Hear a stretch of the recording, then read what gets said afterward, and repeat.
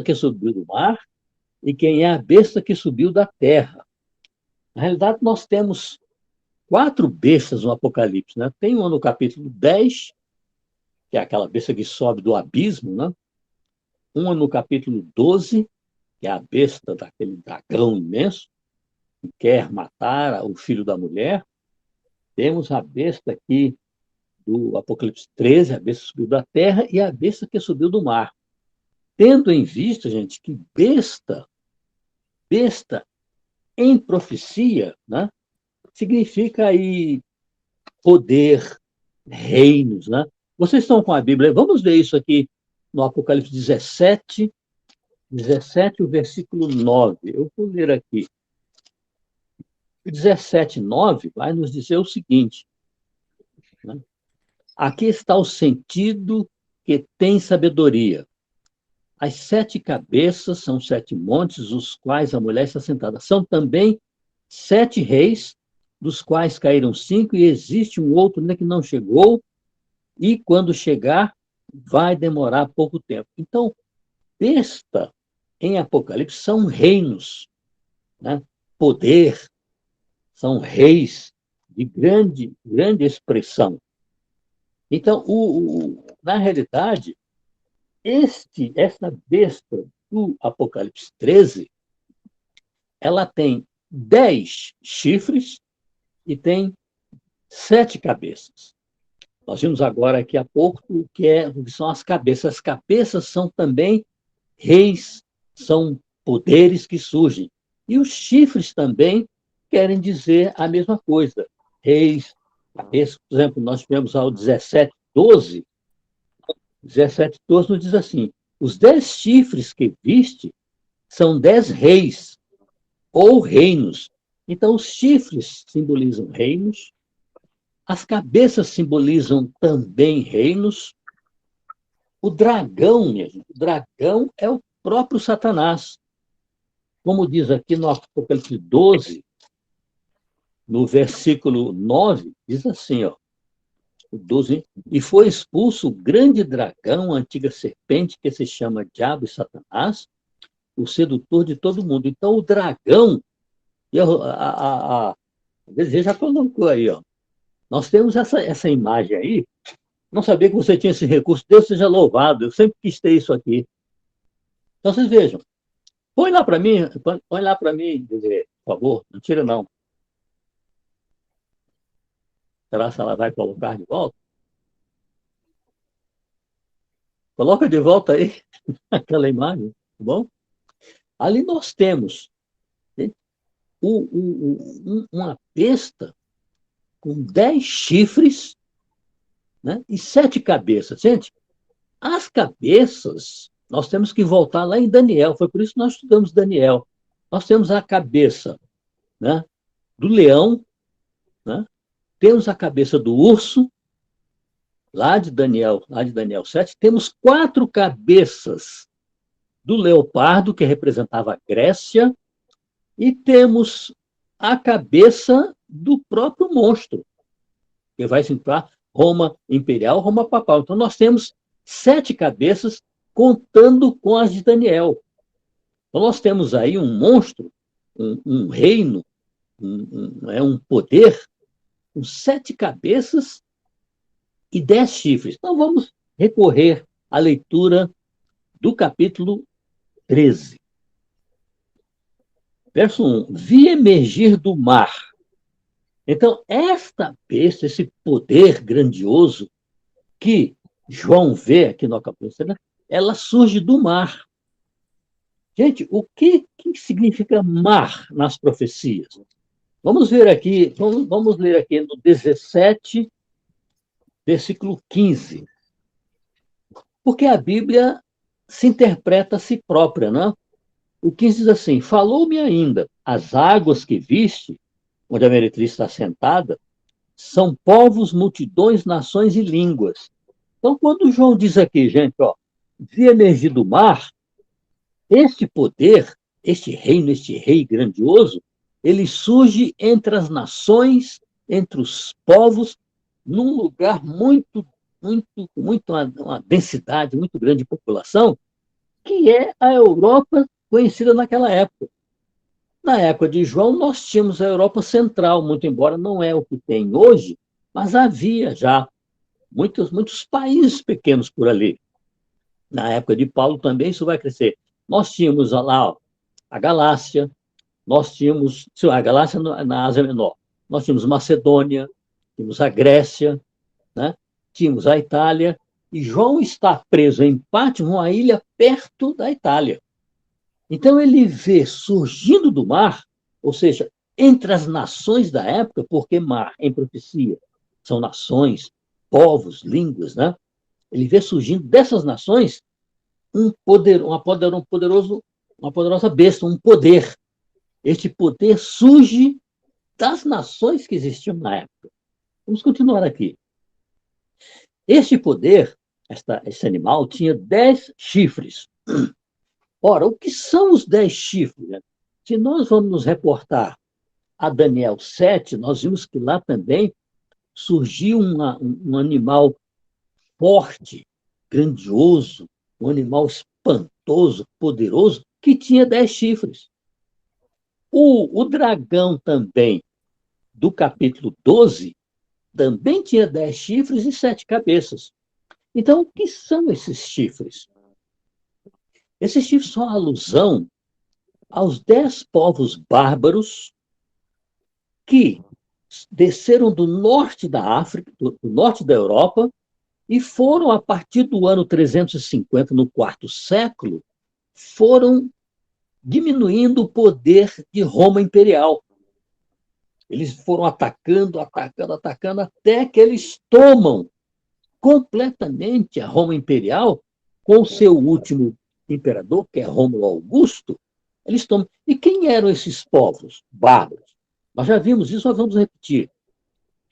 Eram os alemanos, os francos, os borguilhões, os suevos, os visigodos, anglo-saxãos, lombardos, vândalos, ostrogodos e os érulos. Esses povos são 10 povos, eles descem lá do norte da Europa e vão minando o Império Romano. Até que no ano de 476, 126 anos depois que eles começam... Lá está com problema, que eu não estou ouvindo mais nada. Que o eles tomam totalmente... Israel está falando, eu não sei. Eles tomam totalmente o Império Romano. Porém, aqui no ano 476, bastante tempo antes, por volta do ano 330, o imperador Constantino funda Constantinopla lá na Roma Oriental. Então, Roma, na realidade, fica com Roma Oriental, com capital em Constantinopla, que hoje é Istambul, às margens do Mar Negro, e vão existir a Roma Ocidental, lá na Itália, e a Roma Oriental, lá no Mar Negro. Quando a Roma Ocidental é invadida pelos povos bárbaros, que eu acabei de citar aqui, a parte política e a parte militar, essas duas partes vão para a Roma Oriental e vão permanecer ainda mais 1000 anos. De 476 até o ano 1500, eles vão estar lá. Então, nós temos aí Roma Ocidental com capital em Roma e a Roma Oriental com capital em Constantinopla. Agora, quem é que fica lá em Roma Ocidental? Nós falamos que os senadores, o poder político e militar, vão para Constantinopla. Então, fica em Roma Ocidental apenas o poder religioso. Ele vai progredindo, ele está, a partir de 350, o papado já existe, né? Ele vai se tornar ainda maior no ano 533, quando Justiniano, o rei, o imperador lá de Roma Oriental, baixa um decreto afirmando que o bispo de Roma será o chefe, ou pai, ou papai, né, de todas as dioceses do império. Ou seja, o poder político e o poder militar não estão mais em Roma Ocidental. Eles foram para Roma Oriental. Mas fica em Roma Ocidental o poder religioso, que o bispo da Igreja de Roma será o chefe ou o papa de todas as dioceses do império. É por isso que isso aqui diz, ó, os 10 chifres são os 10 povos que vão eliminar o poder de Roma. Agora, o monstro tem também 7 cabeças. Gente. Que cabeças são essas? Já falamos, são as 4 do leopardo. Lá da Grécia de Daniel 7, nós temos a cabeça do urso, temos a cabeça do leão e temos a cabeça do próprio monstro, formando assim 7 cabeças. Ora, essas cabeças nós vamos ler lá em 17:9, vamos ler novamente aqui, 9, vai dizer assim, ó. Aqui está o sentido que tem sabedoria. As 7 cabeças são 7 montes, nos quais a mulher está sentada. São também 7 reis. Então, as cabeças também são 7 montes. Montes em profecia, eu mandei aquela listagem para vocês naquela época, vocês vão lá, montes também são reis. Então, as cabeças, diz aqui o 17:9, as cabeças são reis, os montes também são reis, né, que são representadas aí nesse monstro. Agora, quem são essas 7 cabeças? Nós já identificamos quem são os 10 chifres. Agora vamos identificar quem são as 7 cabeças. Essas 7 cabeças são 7 nações que imprimiram escravidão, castigo ou cativeiro para o povo de Deus. São 7 nações, são elas: o Egito, a Síria, hoje temos Babilônia, Medo-Pérsia, Grécia, Roma Imperial e Roma Papal.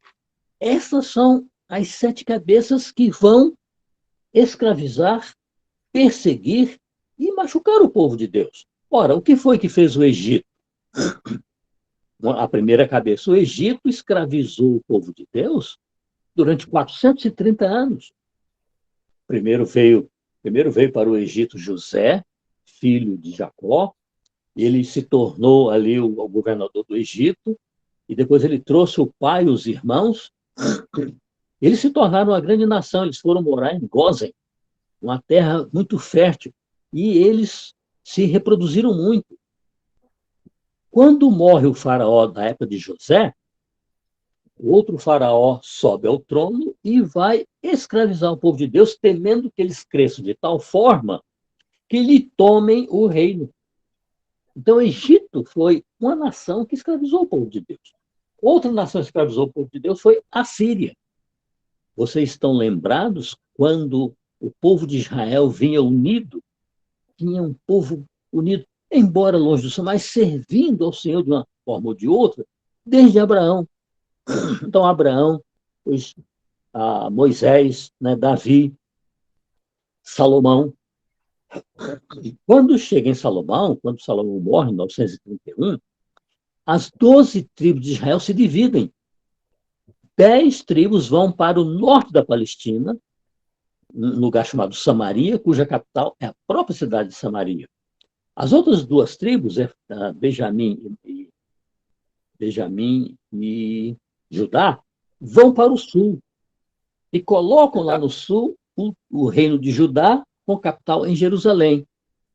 Então ficam 10 tribos ao norte, com a capital em Samaria, e no reino de Israel, capital Samaria, 10 tribos ao sul, em Judá, com capital em Jerusalém. Ora, os assírios, no ano 721 e 722, eles vão tomar completamente as 10 tribos do Reino do Norte. Então, os filhos de Israel, os filhos de Deus que estão no Reino do Norte, são escravizados e vão para a Síria, e a Síria coloca assírios em Samaria. Isso aí, eles despatriavam os conquistados. Portanto, a Síria ele perseguiu o povo de Deus. O outro é Babilônia. Nós vimos Egito, a Síria, agora a Babilônia. Outra cabeça é Babilônia. Ora, Babilônia, através de Nabucodonosor, invadiu o reino do sul, Judá, em 3 levas, em 605 a.C., em 597 e 586, e levou todo o povo de Deus cativo para a Babilônia, e destruiu a cidade e queimou o templo, perseguiu o povo de Deus. Depois nós temos a Medo-Pérsia. Ora, a Medo-Pérsia, no caso de Esther, né, eles iam acabar com o povo de Deus. Esther foi usada pelo Senhor para ir para o palácio e advogar para o povo de Deus. Depois nós temos aí a Grécia. A Grécia também, através de Antíoco Epifânio, o povo de Deus ele tomou o templo e ele sacrificou porcos dentro do templo do Senhor para a agonia dos judeus. Né? Depois nós temos a Grécia, temos Roma imperial, que dizimou praticamente o povo de Deus. E, finalmente, a última cabeça, Roma papal. Roma papal vai surgir lá em Daniel 7, naqueles 10 chifres, surge um chifre pequeno que ele vai crescendo, crescendo, como vimos lá, crescendo, crescendo, e tinha olhos e uma boca que falava com insolência. Isto representa, como nós sabemos, o sistema religioso romano, que cresce muito e vai perseguir o povo de Deus. Então, as 7 cabeças, Egito, Assíria, né, Babilônia, Medo-Pérsia, Grécia, Roma imperial e Roma papal, são esses 7 reis que vão oprimir ao longo da história, vão oprimir o povo de Deus. Vamos seguir aqui no nosso texto. Vi emergir do mar uma besta que tinha 10 chifres, já explicamos os chifres, as 7 cabeças, já explicamos, e sobre os chifres 10 diademas, ou seja, é a demonstração de poder, são os diademas. O diadema, nós temos hoje diadema, as mulheres usam diadema, que é uma espécie de alguma coisa que se põe na cabeça para enfeitar. Na realidade, o diadema, na época de Roma Imperial, era como se fosse uma coroa, um poder grandioso. E aqui, os diademas estão sobre os chifres. Ou seja, aqueles caras que tomaram o Império Romano, eles vinham com muito poder, tanto que dizimaram o Império Romano. Então, gente, já temos aqui alguns elementos. Vi emergir do mar aqui representam nações, povos e línguas. Essa besta, esse poder surgiu do mar. A besta é um poder que surge das nações. Os 10 chifres são os 10 povos bárbaros que terminam com Roma. As 7 cabeças são 7 montes, representando 7 nações que perseguiram o povo de Deus. E os 10 diademas são a representação do poder que esses povos tinham. Agora, o verso 2. A besta que eu vi era semelhante ao leopardo, com pés como os de urso e boca como de leão. Gente, este poder vai trazer semelhanças lá de Daniel 7. Ora, em Daniel 7, nós tínhamos o leão, que representava a Babilônia, nós tínhamos o urso, que representava a Medo-Pérsia, e nós temos o leopardo, que representava leopardo com 4 cabeças e asas, e representava a Grécia. Aqui, no verso 2, diz que a besta, ou seja, esse poder que estamos verificando agora, era semelhante ao leopardo, com os pés como os de urso e boca como de leão. Ora, são reminiscências que este poder que estão estudando traz lá de Daniel 7. Ora, esse poder vai ser semelhante ao leão. Quem era o leão lá em Daniel 7? Era a Babilônia. Ora, o que caracterizava a Babilônia? O rei Nabucodonosor, quando ele terminou os jardins suspensos e terminou toda a construção de Babilônia, que era banhada pelo rio Eufrates, ele disse: eu construí essa Babilônia para orgulho dos povos. Então, Babilônia tinha o orgulho, pretensão e a pretensão de ser arrogante. Então, o Império Babilônico era orgulhoso, era arrogante e não guardava os mandamentos de Deus. Então, esses três componentes vão ser trazidos para este poder que está surgindo do mar em Apocalipse 13, trazer a arrogância, né, a pretensão de ser orgulhosa e, principalmente, a não guarda dos mandamentos. Então, gente, isso aqui do 2 diz a besta que era semelhante ao leão, semelhante ao urso, semelhante ao leopardo, é esse poder que identificamos como sendo o sistema romano de religião que vai trazer lá dos tempos de Daniel, de Nabucodonosor, o orgulho, a arrogância e a falta da guarda dos mandamentos. Agora vamos ver o que esse poder que estamos estudando trouxe do leopardo. O leopardo, como sabemos, era a Grécia. Ora, nós sabemos que a Grécia, o grande foco da Grécia eram os seus deuses, as suas esculturas, né, as suas obras de arte.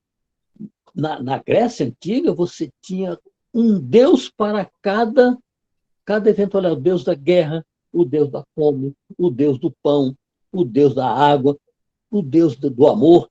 Todos eles faziam Deus e faziam as imagens. Então, este poder que estão estudando traz do leopardo, da Grécia Antiga, as imagens.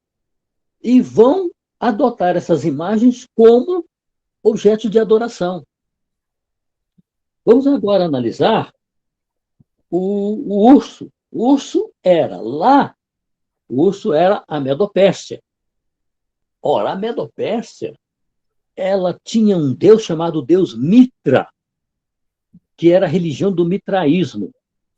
O principal componente da religião mitraísta na época era adorar o sol. E o sol, eles adoravam especificamente no primeiro dia da semana, que era o domingo. Então, vocês vejam que esta besta, este poder que estamos vendo agora, ela traz lá do urso, lá da Medopérsia, a adoração e veneração ao domingo, que era o dia guardado pelo mitraísmo lá na Medopérsia. Então, esse poder, ele traz de lá a arrogância, né? Vai trazer a presunção, a pretensão de ser tudo, e a falta dos quatro mandamentos de Babilônia, que era o leão. Do leopardo vai trazer, a Grécia vai trazer as esculturas, vão adorar essas esculturas. E do urso vão trazer a guarda do domingo, que era o principal dia de guarda lá do mitraísmo, lá da igreja, lá do Medopérsia. Então, vamos caminhando aqui. Olha, e deu-lhe o dragão, veja esse verso aqui, minha gente. E deu-lhe o dragão, o verso 2 aí, e deu-lhe o dragão nós sabemos que é a antiga serpente, o Satanás, deu-lhe Satanás, o dragão, o seu poder, o seu trono e grande autoridade. Gente, vamos analisar isso aqui. Satanás nunca se apresenta ele mesmo, ele usa instrumentalidades humanas para poder chegar à consecução daquilo que ele deseja. No caso dessa besta que sobe do mar, ou seja, desse poder que surge entre as nações conhecidas então, a este poder, Satanás vai dar o seu poder. Qual é o poder, gente, de Satanás? É um poder extraordinário. Você sabe que Satanás tem poder de destruir cidades, destruir pessoas, destruir famílias, mudar leis, colocar outras coisas, né? Fazer com que caiam reis, caiam nações, surjam nações. Ele só não tem poder para ler a nossa mente, nem poder de ressuscitar pessoas. Então, o poder de Satanás foi dado a este poder aqui. a este poder que estamos identificando uma besta que surgiu no mar, ou seja, entre as nações, Satanás vai dar o poder que ele tem para esse novo poder que surge. E mais, ele dá também o seu trono. Ora, onde fica o trono de Satanás? Aqui na Terra. Portanto, esse poder teria uma abrangência em todo o globo, em todas as nações. Era um poder que ele iria usufruir a partir do trono de Satanás para mostrar ao mundo que este poder é realmente um poder que tem as prerrogativas de criar leis, de criar dogmas, de criar religiões, de adotar a tradição ao invés da Bíblia e dizer principalmente que sem a Igreja Católica Romana não há salvação para ninguém. Veja o trono da besta. Os principais itens deste trono, nós temos a criação de tantos componentes ao longo da Idade Média que vão ferir o coração de Deus. Por exemplo, eles vão mudar as escrituras. Gente, eu vi aqui um verso, não me lembro exatamente, eu vou achar até o final, eu vou achar. Diz o seguinte, na São Mateus 5,17, que nem um jota nem um tio pode ser omitir da lei. E este poder, através do trono do inimigo, vai substituir a lei de Deus.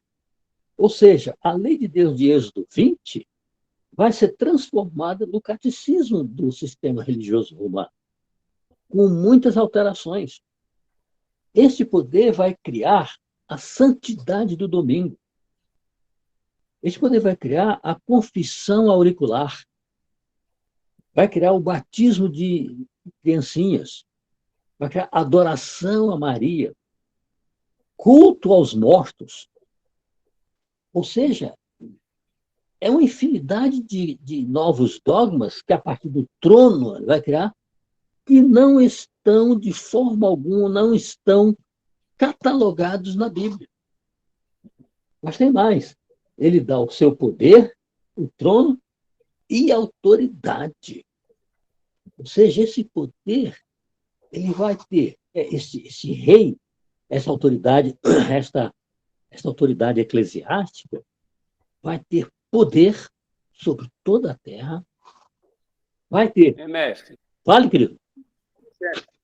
Desculpa, é que o senhor estava falando sobre as autoridades que Satanás deu.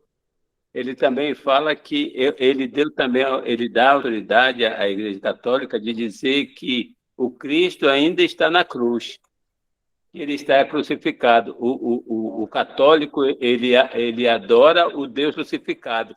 Ele não fala sobre o Cristo ressuscitado. Muito bom, é isso mesmo. Então, isso vem, Jô, como parte do poder que o inimigo entrega a esse novo rei. O poder, o trono, que são as coisas que ele vai criar, e a autoridade, porque ele vai de tal forma se expandir na Terra como autoridade. Gente, o Papa João Paulo II foi o Papa. Ele visitou mais de 200 países. Ele levou uma mensagem de fé, de esperança para todas as nações. E todos se maravilhavam perante o Papa João Paulo II. Eu me lembro quando ele esteve no Rio, foram 300 mil pessoas ali no Parque do Flamengo para ouvir o que o João Paulo II. Ou seja, as pessoas estão se maravilhando perante este poder, que é um poder que fala que este poder é o próprio Deus na Terra. Gregório XIII disse que nós somos o Deus aqui na Terra e Deus no céu. Deus no céu e Deus aqui na Terra somos nós. Vamos mais em frente um pouquinho. Verso 3. Então vi uma de suas cabeças como golpeada de morte, mas a ferida mortal foi curada. Nós já falamos disso aqui, vamos agora ampliar um pouquinho mais. Ora, o que é a ferida mortal? Em uma de suas cabeças. Acreditamos que seja a cabeça principal. Então, há um golpe mortal sobre o papado. Este golpe mortal vai ser verificado quando, ao final dos 1260 anos, que começa em 538, quando o Papa Virgílio é empossado lá em Roma por Justiniano, imperador do Oriente, 538, tem todo o poder. Aí começa a supremacia papal de 538 até 1798. São 1260 anos, um tempo, 2 tempos e metade de um tempo, ou também 42 meses.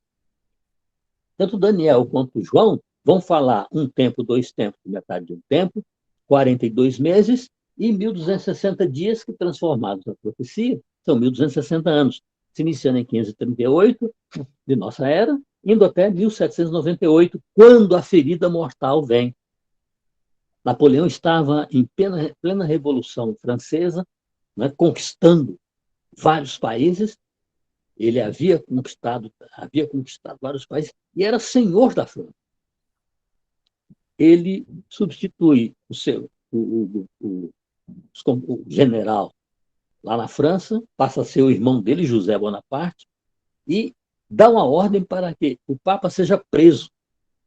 Então, em fevereiro de 1798, o Papa Vigílio, lá em 538, toma posse exatamente em fevereiro de 538, 1260 anos, o Papa Pio VI é preso. E é levado para a França, perde todo o seu domínio, todo o seu poder que havia tido ao longo de 1260 anos. Ou seja, é uma ferida mortal não só na besta, mas como também naquele que deu seu trono, seu poder e sua autoridade. Por quê? O Papa passa a não ter nenhuma autoridade a partir de 1798. Ele vai morar em França, lá na França, vai morrer na França, na cidade de Valença, esquecido. E veja que Napoleão, ele quer devolver, ele quer fazer com que o papado renasça, mas sob sua autoridade. Então, em 1803 ou 1804, Napoleão quer se tornar imperador de todo mundo. Então, ele convoca o Papa para vir, né, a Paris, o novo Papa, naturalmente, para coroá-los como imperador de todo o universo, toda a Terra. Quando o Papa vai colocar a coroa em sua cabeça, Napoleão toma a coroa das mãos do Papa e ele mesmo se coroa. Ora, com este ato, ele quis demonstrar ao mundo que ele era senhor da política, da economia, da sociedade e também da religião. Ele que ditava tudo. Então, esta é a continuidade da ferida. O Papa sem poder. Agora, não é só, minha gente, não é só a ferida, a prisão do Papa que vai significar, o que diz aqui, a ferida mortal. O sistema religioso romano vai perder para o Estado as suas terras, o seu dinheiro, suas universidades, seus monastérios e também os seus conventos. Perde absolutamente tudo. Ou seja, é uma perda de tal ordem que imagine um Papa sendo apenas sem poder nenhum, apenas para, durante a missa de domingo, fazer a missa. É uma figura decorativa. Isso permaneceu até 1869, 1870, quando vai existir o primeiro Concílio Vaticano, Concílio Vaticano I. Neste concílio, vai começar o quê, gente? A ferida mortal a ser curada, porque a Bíblia diz: vi uma de suas cabeças como governante, mas essa ferida mortal foi curada. Quando, em 1869, 1870, tem essa convenção do Concílio Vaticano I, o Papa é declarado infalível. O Papa é declarado como Deus. O Papa é declarado com toda a autoridade. Então, começa a voltar o poder papal a partir de 1869, 1870. E isso vai se prolongar a tal forma que, em 1929, o governo italiano, ministrado por Benito Mussolini, em 1929, ele acha que o Papa deve ter o seu local e a toda a autoridade deve ser lhe dada novamente. A ferida mortal está sendo curada. Então, Mussolini vai devolver as terras, o dinheiro, as universidades, reabrir as universidades, os convênios e também os monastérios. Devolve tudo para o Papa. Agora, Mussolini vai criar o Estado do Vaticano, onde até hoje existe a ferida mortal completamente curada, né? Onde existe lá, e a besta começa a ser adorada por todo o mundo, praticamente. Ou seja, quando ele recebe isso de volta, a ferida mortal está sendo curada. Ela só vai alcançar a cura final quando nós passarmos do tempo do fim, que começou em 1844, e estamos vivendo nele. Quando Cristo terminar o juízo investigativo, que ele já está consumado, vai começar o fim do tempo do fim. E o primeiro item do tempo do fim do tempo do fim é o decreto dominical. Com esse decreto, segundo os estudiosos, a ferida mortal estará completamente recuperada. Então, vocês vejam que a profundidade desses 4, 5 versículos que lemos, a ferida mortal será plenamente curada quando vier o decreto dominical, quando Cristo terminar o juízo investigativo. Aí o decreto dominical, aí tem o fechamento da porta da graça, as 7 últimas pragas para os ímpios e, finalmente, a volta de Cristo. Então, nós vemos aqui todos esses acontecimentos estão aí para nós sermos testemunhas. Vamos mais além. Verso 4. E adoraram o dragão, porque deu a sua autoridade à besta. Ou seja, nós estamos observando as pessoas que estão adorando o sistema religioso romano, o chefe do sistema religioso romano, estão adorando, na realidade, o dragão. Está claro aqui, vejam bem. E adoraram o dragão, porque deu a sua autoridade a esse poder.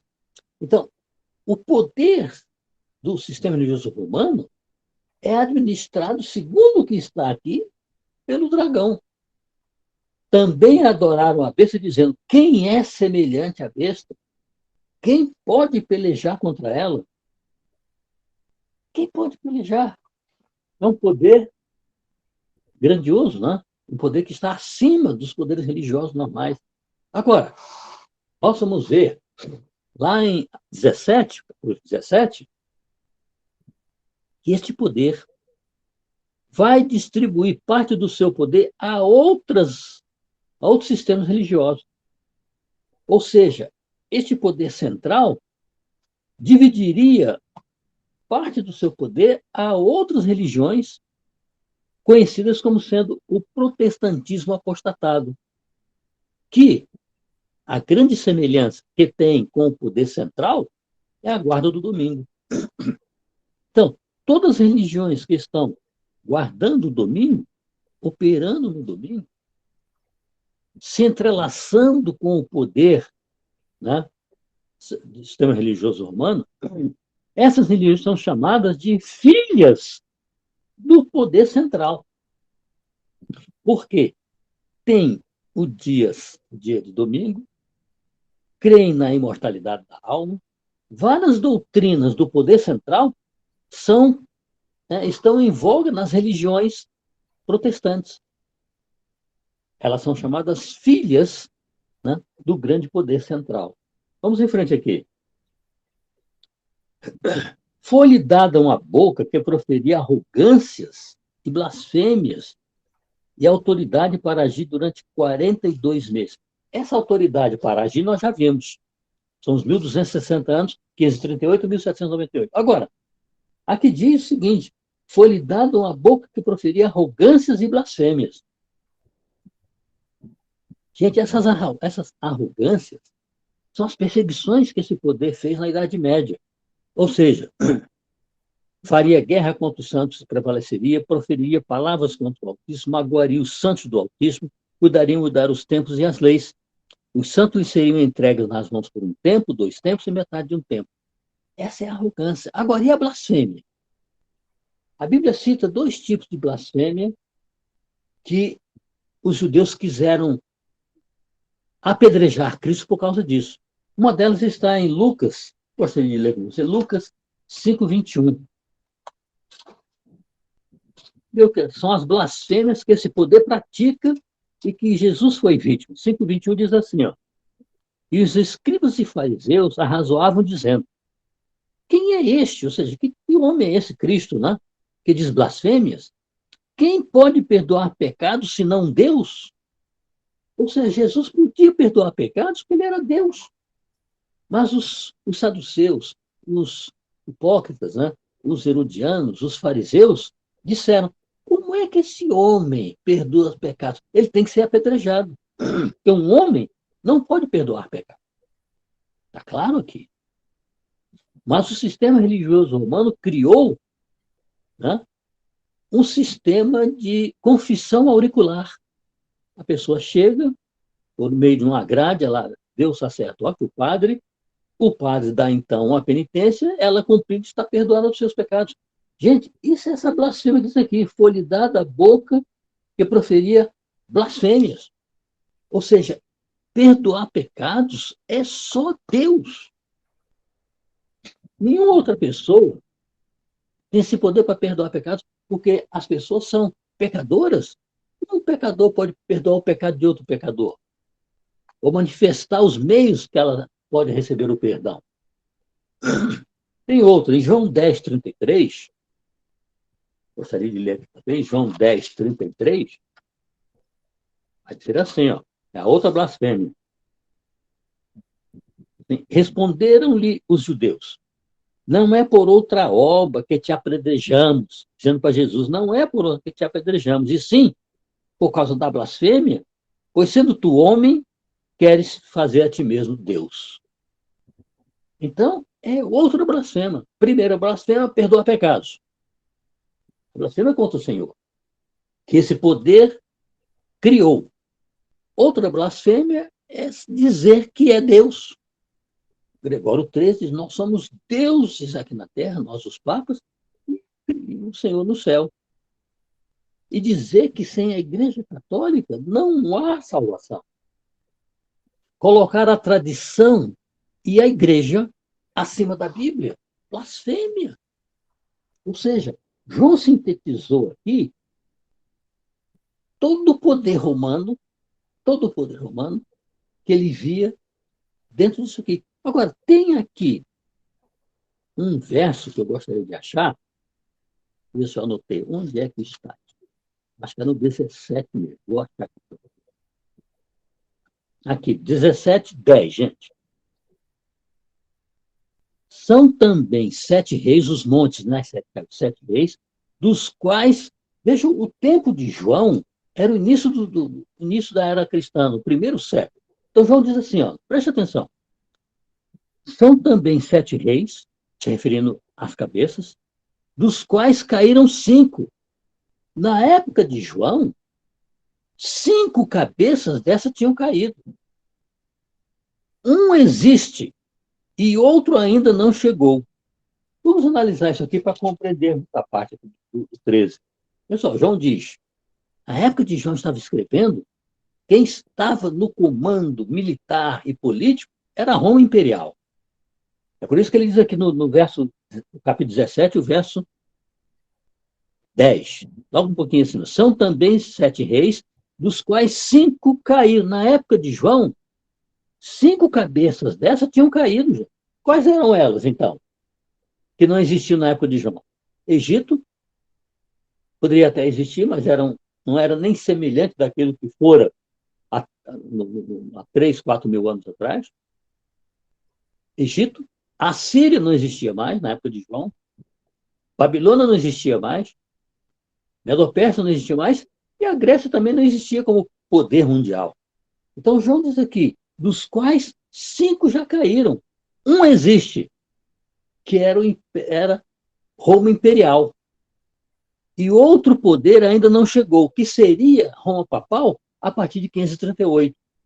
Então, João define aqui para nós o destino dos poderes. Diz que na época dele existia um que era Roma Imperial. O outro viria, que seria Roma Papal. E 5 do passado já não existiam, que era o Egito, a Síria, a Babilônia, a Medo-Pérsia e Grécia.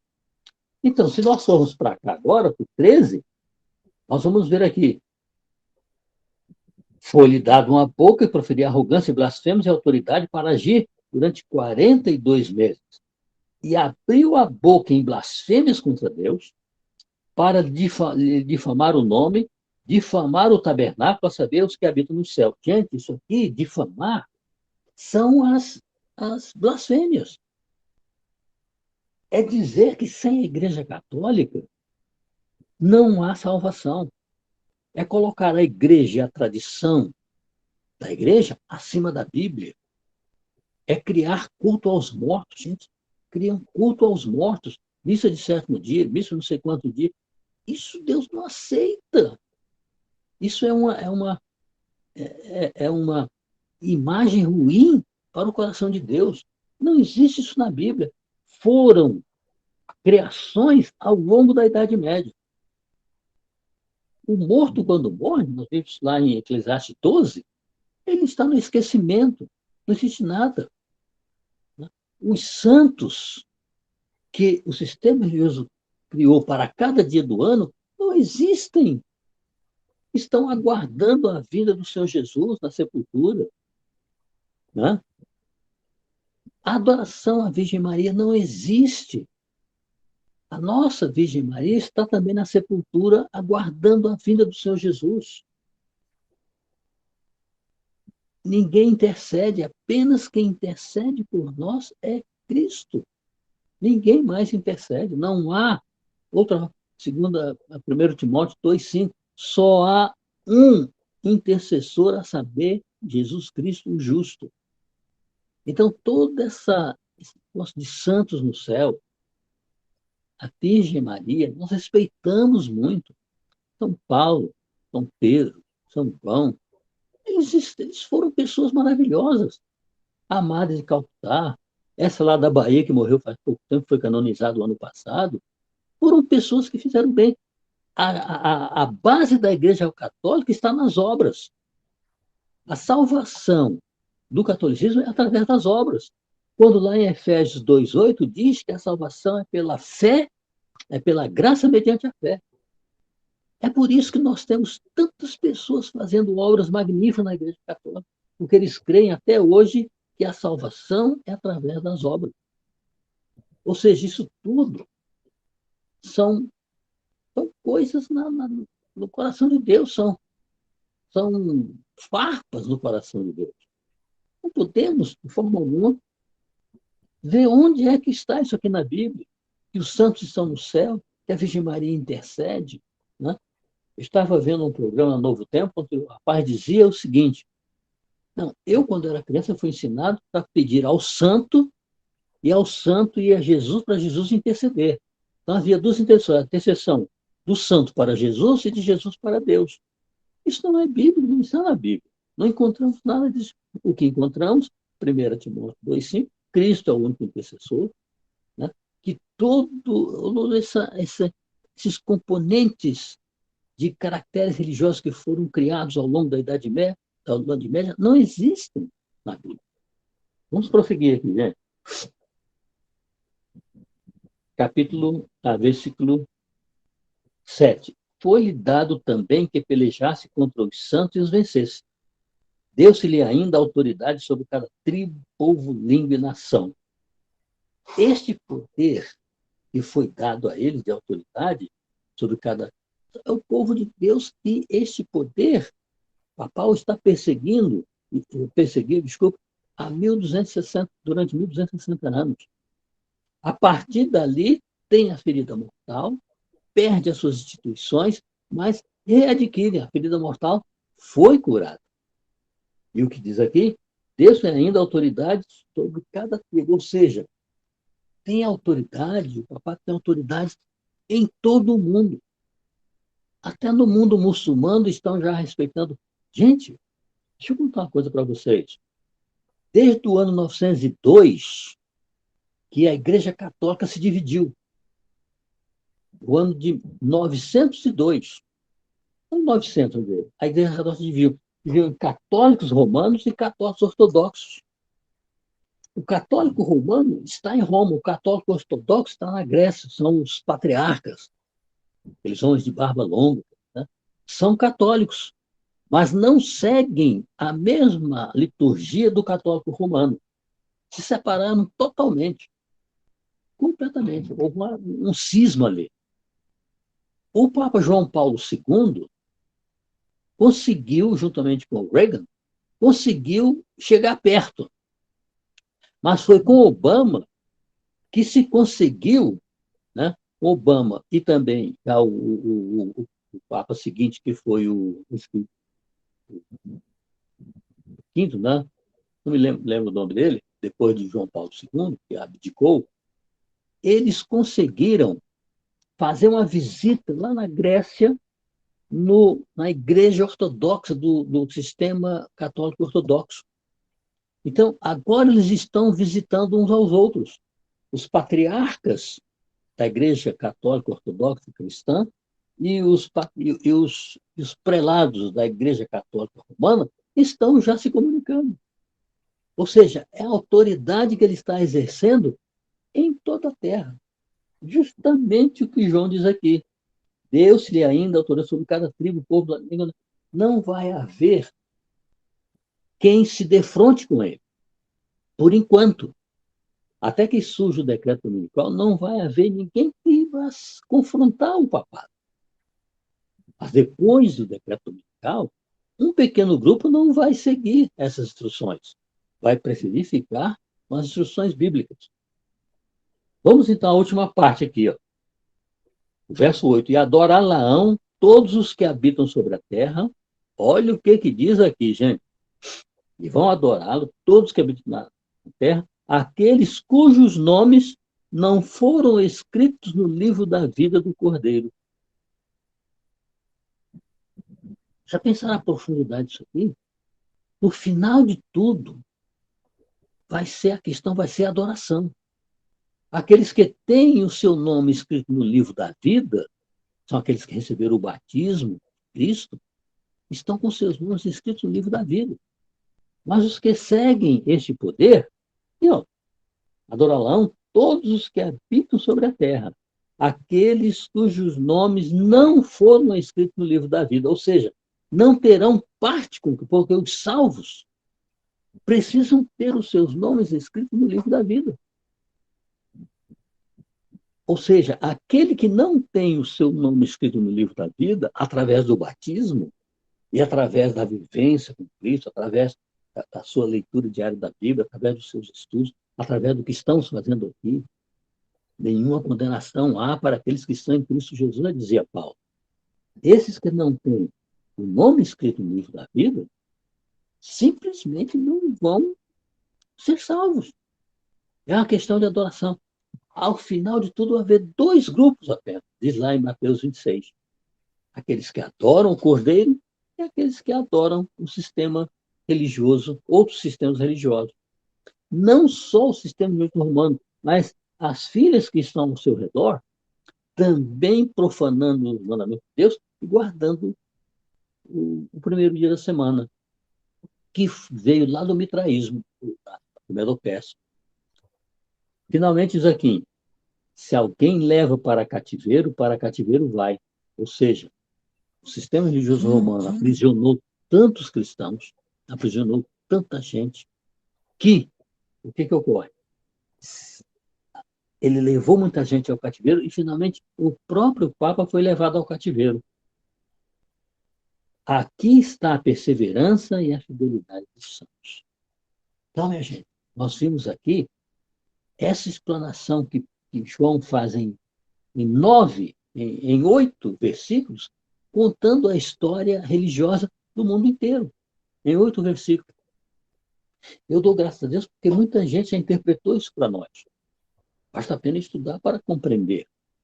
Então, nós vimos aqui, a finalização de tudo, que esse poder surge do mar, surge onde estão grandes forças, né? Grandes forças de nações, surge do mar. Né? Os 10 chifres, nós vimos, são os 10 povos que invadiram o Império Romano a partir do IV século. 7 cabeças, nós vimos que são aquelas 7 cabeças, 7 nações que realmente escravizaram o povo de Deus. São elas o Egito, a Síria, Babilônia, Medo-Pérsia, Grécia, Roma Imperial e Roma Papal. 7 nações que escravizaram ou puniram o povo de Deus. Depois nós tínhamos que as semelhanças, o que esse poder trouxe lá de Daniel 7, do leão, né? A arrogância, né? O orgulho e a falta a quebra dos mandamentos foi adaptado a esse poder aqui. Da Grécia, o leopardo com 4 cabeças, lá de Daniel 7, esse poder vai adquirir as imagens, as esculturas que foram feitas na Grécia vão ser feitas aqui e vão adorá-las, assim como os gregos adoravam. Do urso, lá de Daniel 7, nós tínhamos o mitraísmo, ou seja, a adoração ao primeiro dia da semana. Depois tivemos aqui a cabeça golpeada de morte, a prisão do Papa, mas todas aquelas perdas que anunciamos, os conventos, os monastérios, as universidades, a terra, a igreja, o dinheiro, perdeu-se tudo e vão se recompor a partir do primeiro Concílio Vaticano I, 1869, 1870, quando ali o Papa é declarado infalível e declarado como fosse o Deus na Terra. Depois vem 1929, que tudo é devolvido a ela através do Mussolini, que era o ditador italiano. Depois nós tivemos aqui o dragão dá toda a sua autoridade, trono e seu poder. Ou seja, quem está neste meio está adorando o próprio dragão. É difícil dizer isso, é duro dizer isso, mas é o que Deus está dizendo aqui. Deus iluminou a mente de João para escrever isso. Quem estiver, né, adorando a besta, adorando o sistema religioso romano e as suas filhas, estão, infelizmente, adorando o próprio dragão. Ele diz muito claro aqui, né? Toda a terra se maravilhou e adoraram o dragão porque deu a sua autoridade à besta. Ou seja, o dragão que está por trás de tudo isso é o grande beneficiário de toda essa circunstância. E veja que o dragão colocou no sistema religioso humano e nas suas filhas, colocou Bíblia, cânticos, orações, confissões, tudo está como se fosse um sistema religioso perfeito. Agora, alguém me perguntou se eles conhecem isso aqui. Conhecem e, às vezes, estudam isso mais profundamente que nós, sabem quais são isso, eles têm a interpretação, mas não há volta mais. Não se pode agora voltar à estaca zero, tirar tudo da história. Tem que permanecer com isso aqui, até o fim.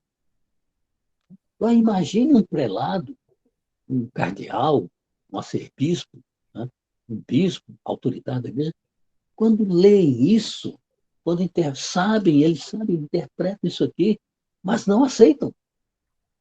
Então, nós estamos vivendo num mundo em que o dragão é que está comandando estas ações aqui, né, da Igreja Católica, que teve as suas fases.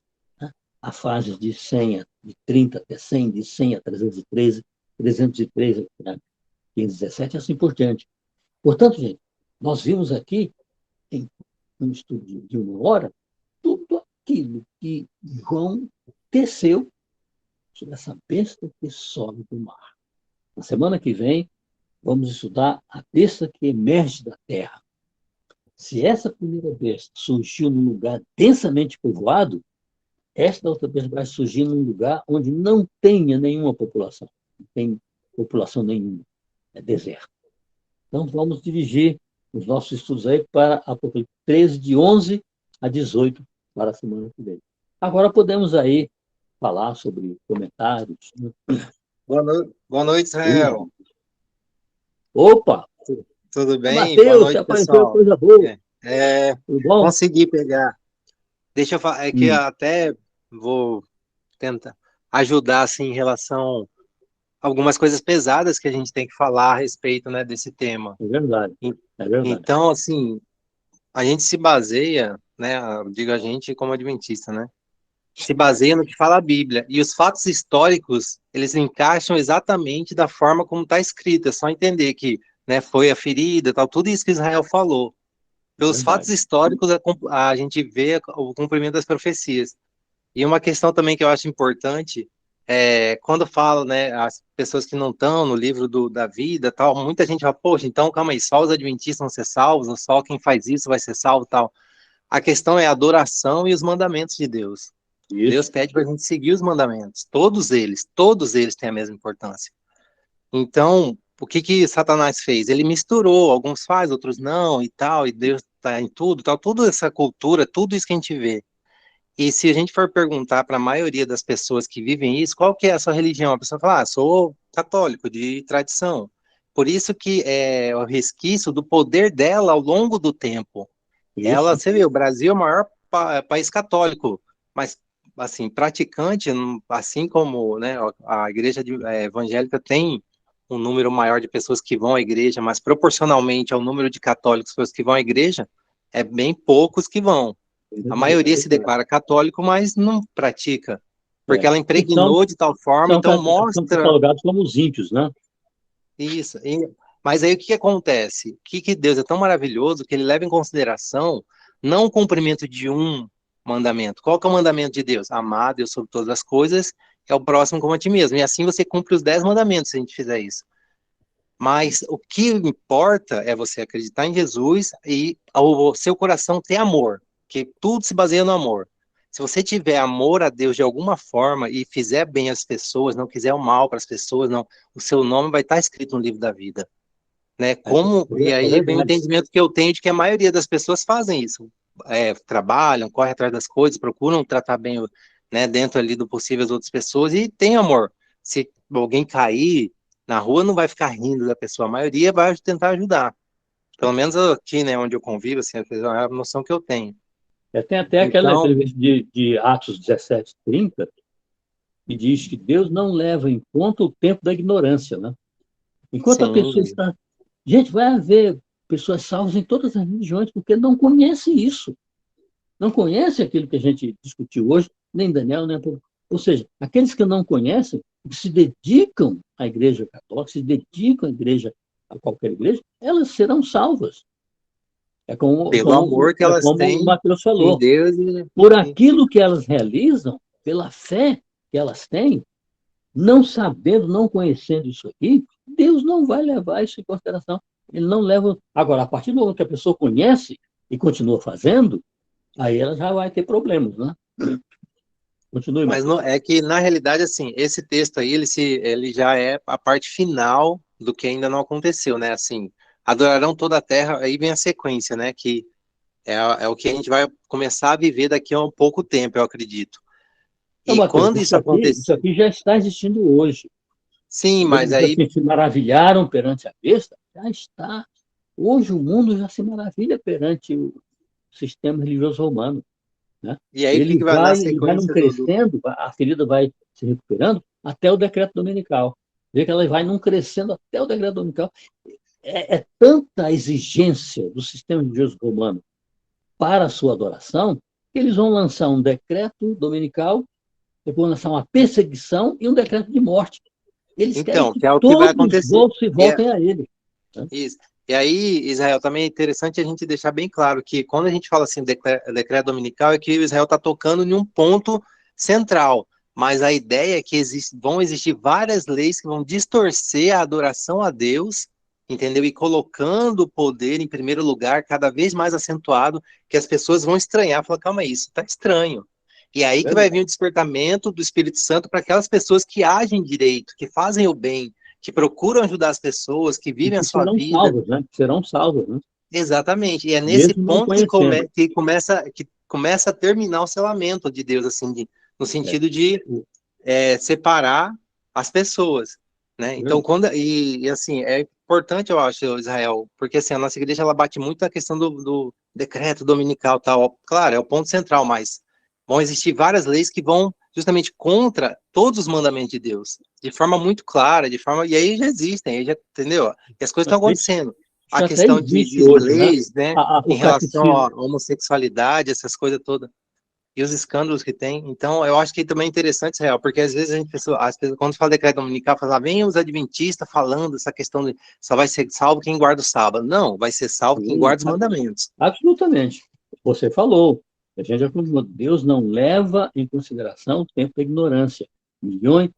Deus tem uma igreja visível e uma igreja invisível. Essa igreja invisível são aqueles que servem ao Senhor na ignorância. Não conhecem a Bíblia, mas não conhecem Gente, mas fazem o bem, né? essas igrejas Assim, fazem o protestantes que bem, existem por aí, procuram, né, fazer. Eu acredito que essas pessoas, né, vão ser salvas, com certeza. essas igrejas protestantes que existem por aí, não estudam isso.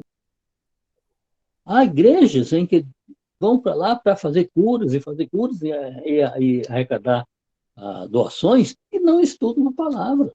Ou seja, a partir do momento que a pessoa não estuda a palavra numa igreja, ou lê um versículo ou outro, mas não vai a fundo como a gente vai aqui, isso é que caracteriza uma igreja que não segue aquilo que Deus quer. Veja nesse ponto que você falou, nós temos hoje já muita coisa, privação contra o povo de Deus.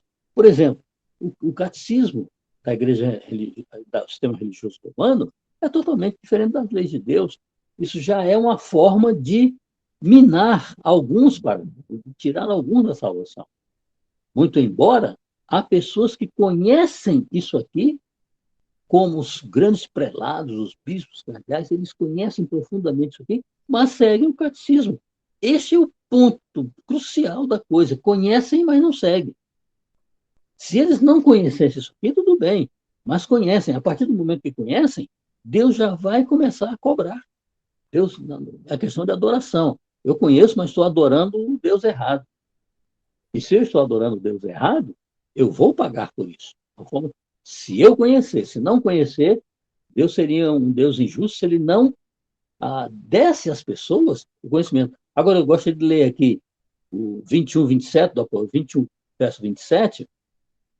Lá na cidade de Deus, nunca jamais penetrará coisa alguma contaminada, nem o que pratica abominação e mentira. É aquele que nem é católico, nem é de outra religião, mas somente os escritos no livro da vida do Cordeiro. Ou seja, aqueles que têm o seu nome no livro da vida é que estarão no céu. O Mateus levantou um ponto importante. Eu posso estar servindo a Deus na ignorância e ter o meu nome escrito no livro da vida, porque eu não conheço. Por exemplo, essas pessoas que fazem o bem, que andam fazendo o bem para todos e servem a um Deus que não é o Deus porque não conhecem, serão salvos. Devem ter o nome no livro da vida, como falou Mateus. Mas só que aqueles que conhecem é que terão que ter o seu nome no livro da vida. De outra forma, não serão salvos. Né? Algum outro comentário? Não, eu ia comentar que que o Mateus estava falando, que o decreto dominical, mas que as leis, eles vão ir modificando todas as leis de Deus. Mas o que está escrito, quando se refere ao decreto dominical, é que ela afronta a lei que Deus guardou para ele, que é o sábado. não é? É. Então, as Eu outras diria, viu, João, que formas. o decreto dominical é a finalização de todo Isso, esse, todo esse sistema desde 1538 até agora. O decreto dominical é o é o que. segundo decreto dominical, já houve um no passado, vai ser a finalização de tudo. Daí nós teremos o Isso. fechamento da porta da graça e a sete, ou seja, direcionado, fundamental àqueles que guardam os mandamentos de Deus e têm a fé, têm o testemunho de Jesus. Não há como se livrar disso. Muita gente será salva, naturalmente, mas muita gente que não conhece será salva. Agora, os que conhecem têm que praticar para poder ter o nome do livro da Bíblia. Né? É a fundamentalização é ter o nome. Nenhuma pessoa que não tiver nome no livro da Bíblia não vai entrar no céu. Vendo que aquilo que o Mateus falou, que o João acabou de confirmar, muita gente será salva porque estão servindo a Deus na ignorância, não conhecem. Às vezes tem uma Bíblia, mas nunca leu. Essas serão salvas.